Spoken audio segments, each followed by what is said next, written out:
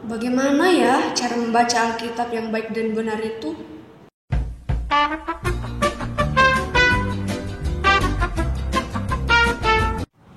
Untuk menjawab pertanyaan sebelumnya, hari ini saya akan mereview sebuah buku yang berjudul Membaca Alkitab, Sebuah Pengantar. Buku ini merupakan hasil karya dari Jacob van Bruggen, seorang teolog yang berkebangsaan Belanda.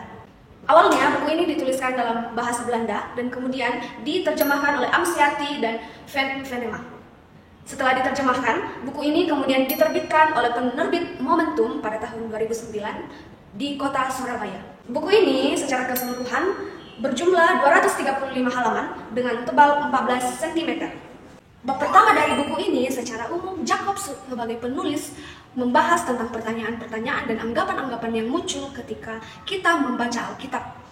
Ada anggapan yang umum yang mengatakan bahwa Alkitab hanyalah sebuah buku bacaan. Sebagai respon dari anggapan ini, beberapa pihak mengkritik lembaga-lembaga Alkitab di dunia untuk berhenti mencetak Alkitab di dalam bentuk format sebuah buku.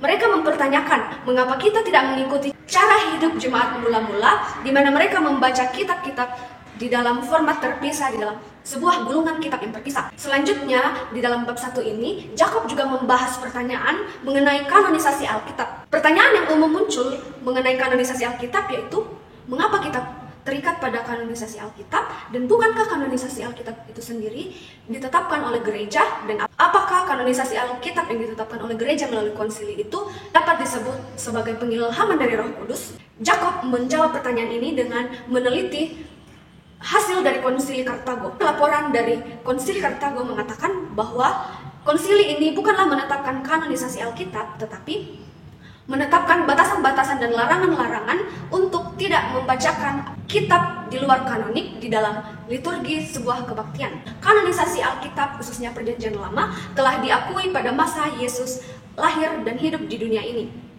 Selanjutnya, Jacob menegaskan bahwa kanonisasi Perjanjian Baru itu bukanlah ditetapkan pada konsili Kartago, melainkan konsili Kartago hanyalah melarang pembacaan kitab-kitab yang di luar kanonik. Oleh sebab itu, pada bab pertama, penulis menekankan bahwa kanonisasi tidaklah ditentukan oleh gereja, melainkan proses kanonisasi itu merupakan pekerjaan dari penghilangan Roh Kudus Allah sendiri. Selanjutnya, pada bab kedua dari buku ini, Jacob secara khusus menekankan aspek-aspek penting yang perlu diperhatikan ketika kita membaca dan menafsirkan teks Alkitab. Secara khusus, dikatakan bahwa satuan terkecil dari Alkitab merupakan syarat minimum dalam proses penafsiran teks Alkitab. Pada bab yang ketiga, penulis menjelaskan bagaimana jangkauan nubuat-nubuat yang dituliskan di dalam Alkitab, apakah masih relevan penggenapan nubuat itu di dalam kehidupan umat Kristen masa kini.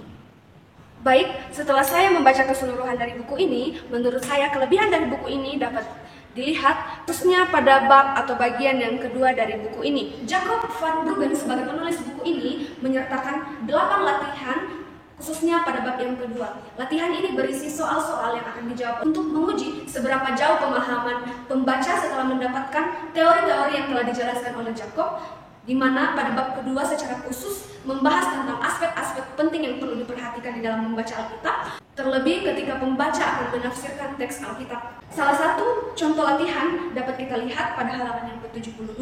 Menurut saya, melalui latihan yang disertakan oleh penulis di dalam buku ini, berhasil bukan hanya sekedar memberikan teori pada pembaca, namun juga berhasil membantu pembaca untuk mempraktekkan secara langsung teori yang telah diberikan dan dijelaskan oleh penulis di dalam. Terlepas dari kelebihan yang ada di dalam buku ini, saya memiliki catatan penting yang sekiranya diperhatikan dan direvisi oleh tim penerjemah untuk cetakan buku yang berikutnya. Menurut saya, penggunaan istilah-istilah yang sulit dimengerti oleh pembaca, terkhususnya kaum awam seperti saya, contohnya pada istilah konfrontasi dan interpretasi pada halaman 9 dari buku ini.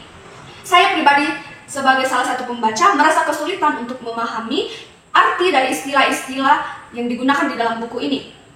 Sebagai saran, jika istilah-istilah yang sulit dimengerti dapat diminimalisir dalam penulisan buku ini, maka informasi-informasi penting yang dijelaskan oleh penulis pada buku ini akan semakin mudah untuk dipahami oleh pembaca, berguna untuk memberikan pemahaman tentang prinsip-prinsip dasar yang perlu diperhatikan di dalam membaca Alkitab, yang akan mengantarkan kita kepada proses pembaca dan penafsiran Alkitab secara lebih bijaksana dan lebih mendalam.